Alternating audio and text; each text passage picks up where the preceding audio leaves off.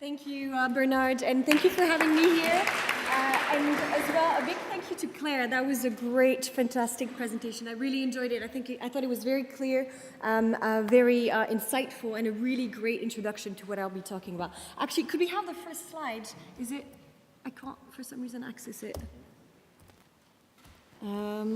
Anyways, so I'll just start speaking. So just a little bit of a disclaimer, I saw the fantastic lineup of speakers. I'm not a professor, I'm not a former president, and I haven't led an international organization. I'm not a climate scientist myself. But one of the reasons I'm here today is because I was leading the knowledge exchange and rapporteuring team at the 1.5 degrees conference, which took place here in Oxford in September 2016. The conference was organized by the Environmental Change Institute, in particular directed by Professor Jim Hall, Professor Miles Allen, who's going to be one of the speakers during this conference, and Professor Benito Muller. So the conference, how many of you were aware about the 1.5 degrees conference? Actually, I saw a 1.5 degrees conference notepad over there, so it's really great to see that it's still sticking on. This is not... I think we're still missing the first slide. Anyways, it doesn't matter. The first slide was just an introductory slide. So the 1.5 degrees conference, which took place in September, welcomed over 200 academics, policymakers, and practitioners to discuss the implications of warming to 2 degrees and the feasibility of meeting the Paris Agreement, but also to see how the debate could contribute to the special report the IPCC has been called upon to produce in 2018. How many of you have heard about this IPCC special report? Can I have a show of hands? Okay, interesting, great. So I'm going to give you a little bit of context, but my presentation is going to be about some of the key messages and the key conclusions from the conference, which really show where the latest science is at the moment. And unfortunately, the contrast doesn't show very well on the screen. It shows well on the computer. I don't know if you can read well, but I'm going to give you a little bit of context about this special report. So the IPCC, the Intergovernmental Panel on Climate Change, works with the UNFCCC, the United Framework Convention on Climate Change, to develop and push forward the climate change agenda. The IPCC, in a sense, develops policy-relevant science, and the UNFCCC then in turn uses this policy-relevant science to deliver elements of governance and decisions on what to do about climate change. And over time, they've had a very good symbiosis. Most of you, hopefully, will be aware that in December 2015, COP21 happened. In Paris, an agreement was signed by 196 nations to agree to limit warming to 2 degrees with efforts to reduce to 1.5 degrees. And one thing I want to emphasize here is really that this was first and foremost, a political decision. It was not a decision that was grounded in science. It was a political decision. In fact, there had been very little science on 1.5 degrees. So this agreement, this political agreement, took the scientists by surprise.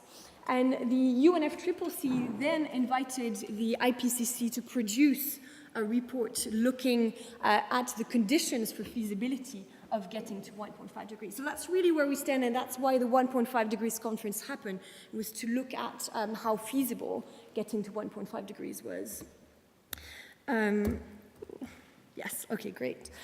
So the conference focused on 6 key themes, and some of those will coincide quite well with what Claire was talking about. So I'm just going to run you through them. Sensitivity of the Earth system, or what changes can we expect in the Earth systems at 1.5 degrees versus 2 degrees? The human impacts of 1.5 degrees. Well, how will populations be affected at 1.5 degrees or at 2 degrees? How should regions, countries, communities adapt, and how should that be financed? How do we get to 1.5 degrees, the exact pathways to getting to 1.5 degrees? The technology option, really a quite controversial topic, but one that gained a lot of attraction, a lot of discussions in the conference. And last but not least, really this issue about how do we finance 1.5 degrees, and also more broadly, how do climate change and how does warming to 1.5 degrees affect the financial system? Okay, so the conference began with a high-profile talk in the Oxford Town Hall with 500 people and three key figures behind the Paris Agreement. Janos Pastor, the senior advisor to the UN Secretary, Lawrence Tobiana, the French ambassador for climate change negotiation, and Naboya Nakisenovic, the deputy director general of YASA. The talk was mostly overall optimistic, right? The speakers took us into the details about how and why Paris happened, and Claire covered some of those discussions. They re-emphasized that the Paris Agreement was first and foremost a policy decision. And now the policy community is passing on the baton to the scientific community to answer key questions around, well, where are we now, and what needs to be done to get to 1.5 degrees. So it's theme number one, the sensitivity of the Earth system. Well, our understanding of the differences between 1.5 degrees and 2 degrees is really at its infancy. There's very little the scientific body knows at the moment. And one of the reasons why that is because historically science has been looking at much higher degrees of warming. Looking at 1.5 degrees is fairly a recent thing. What we do know is that we've already exceeded 1.5 degrees, and there's already been some important changes happening in the biosphere, the atmosphere, and the cryosphere. A 1.5 degrees world is not just a little bit less warm than 2 degrees, and the reason for that is that there's some important feedbacks in the system that could lead to a non-linear response. So one example is the Arctic, where there's important positive feedback which would lead to increasing in warming.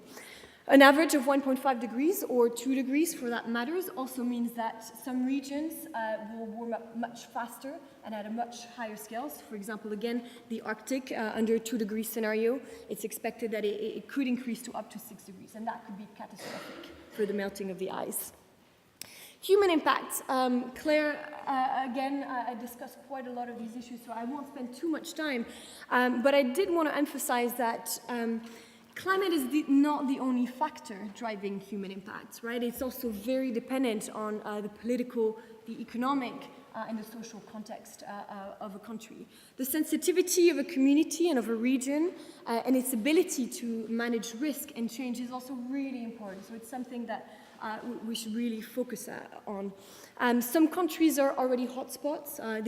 More countries will become hotspots, and that's due to their high population density, their economies dependent on agriculture and natural resources, their exposure to extreme events, and their low resilience. Bangladesh, for instance, is one of these countries. So in order to manage human impacts, our research priorities should really be on risk information for decision making under uncertainty. All right, adaptation to 1.5 degrees. Well, climate change is already here, and in fact, adaptation has already started in many countries. Bangladesh currently spends $1 billion per year on climate change adaptation. So there's a need for countries who haven't started to adapt yet to learn from countries who have already started to adapt. Poor people tend to be most vulnerable to the impact of climate change, and it's something Claire has mentioned. And a really interesting argument from Stephen Halgate at the conference is that good and prolonged development is better than actually just targeted adaptation. And the Paris Agreement and its ambition must be viewed within the wider development of the sustainable development context. Mitigation pathways to 1.5 degrees, or how do we get to 1.5? Well, that's really where it gets messy and uncertain. The scientists don't seem to agree on the point at which we will blow the carbon budget. And I'm thankful to Claire again for explaining the carbon budget. I was planning on speaking more about the carbon budget, but it's great that it's been explained already. So there's no agreement on the point at which we will blow the carbon budget. There's no agreement on how exactly we get to 1.5 degrees, the pathway. Most pathways peak early and then rapidly decarbonize and reach net zero. So this is a graph that you can't really see it on this screen, but there's an early peak and then rapidly decarbonize and you reach net zero. Most of the pathways overshoot, which means they go beyond the carbon budget, and then they return to the target. The scale and the length of this overshoot is something that is very poorly understood at this stage. A really important point is that a more ambitious warming limit requires more stringent mitigation.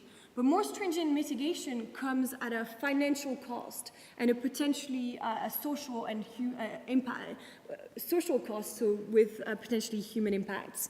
So there's a necessity to know how much safer the world would be by going through such additional effort. And that was really a key point at the conference.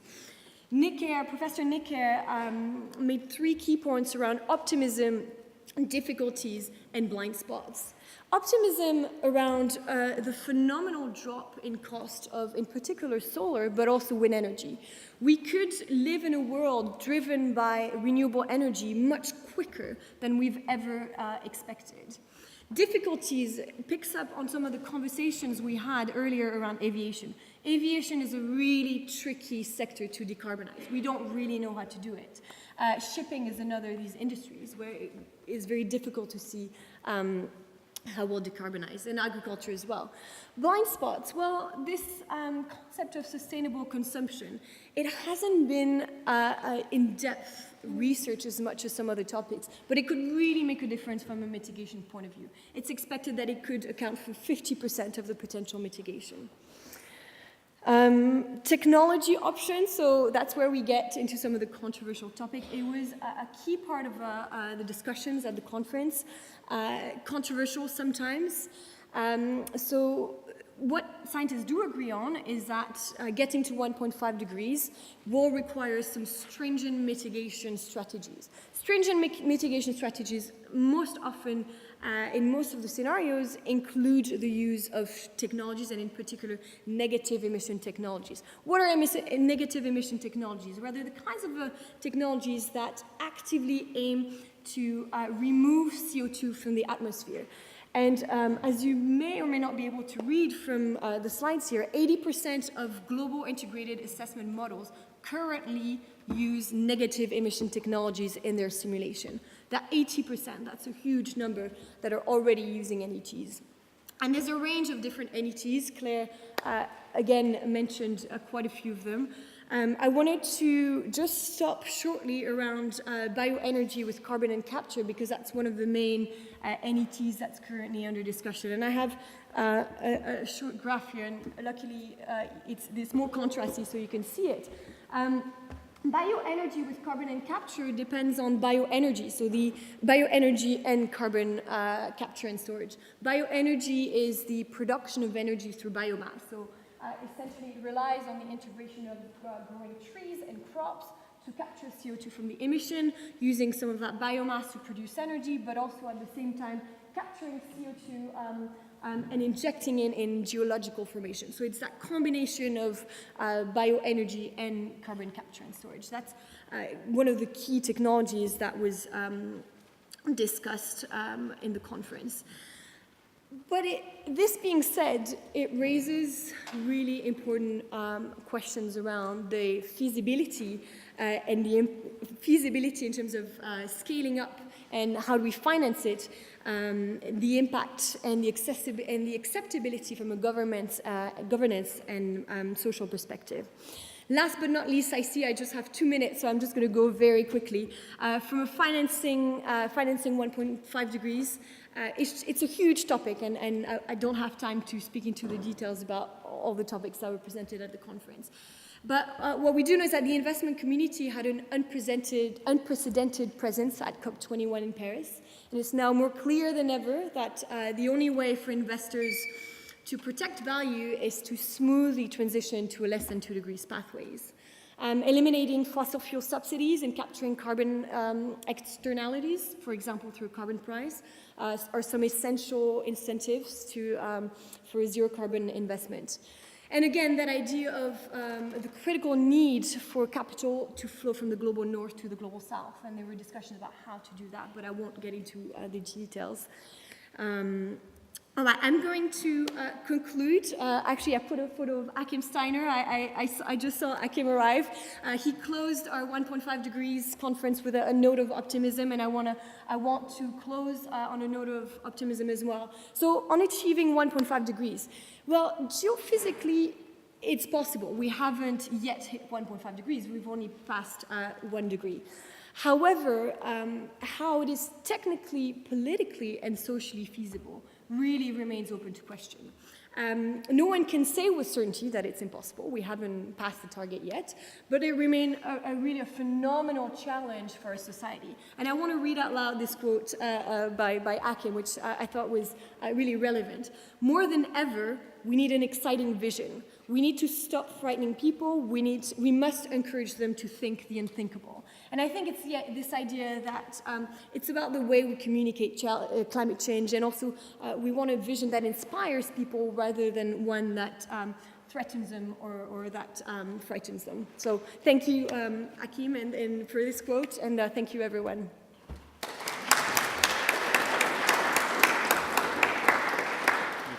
Oh, and I should mention, this is a fantastic tie that was worn at the 1.5 degrees conference. So if you've got your 1.5 degree attire, feel free to wear it.